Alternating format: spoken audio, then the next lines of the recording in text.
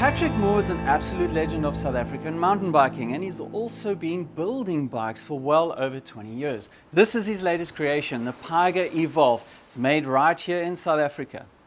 In this video, I'm going to give you a tech overview of the bike. I'll give you the 3 things about this bike that I really like, and we'll have on our website a more detailed, deeper dive into the tech and my ride impressions. So the Pyga Evolve.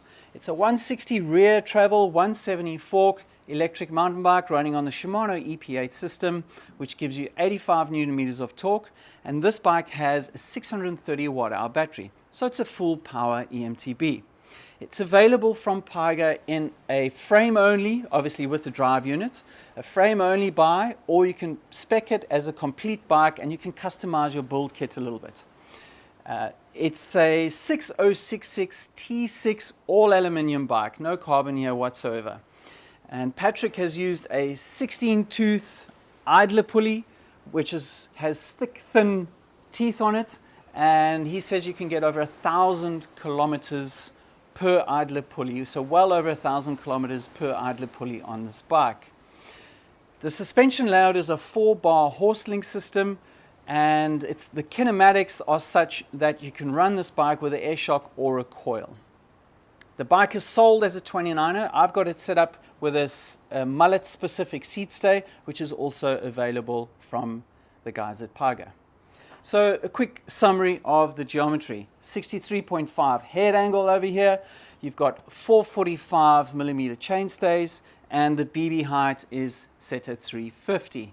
There are 3 sizes available with reach numbers of 455, 485, and 515. The standout feature on this bike is obviously the mid-high pivot, which necessitates that idler pulley that I've spoken about. What that does really is give you it does a lot of things, but to simplify it, it gives you a slightly rearward axle path for the first, in this case, 5/8 of rear travel. So a little bit past the halfway mark on the rear travel, the rear wheel is actually moving backwards and out of the way of the bumps.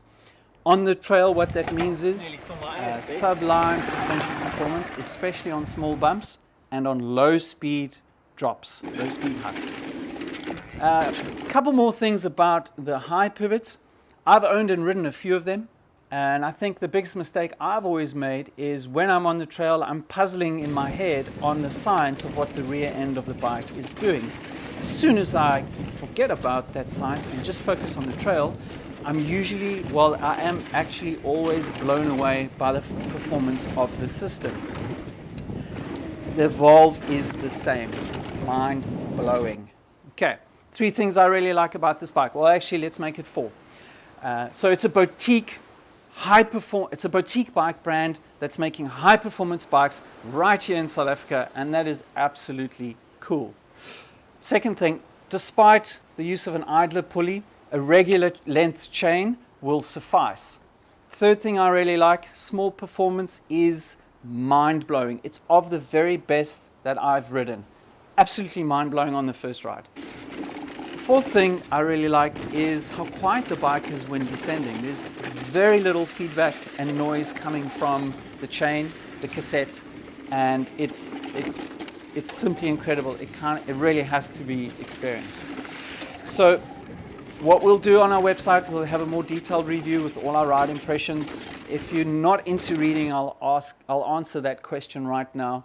In my opinion, I totally believe that electric mountain bikes benefit from having a mid-high pivot design.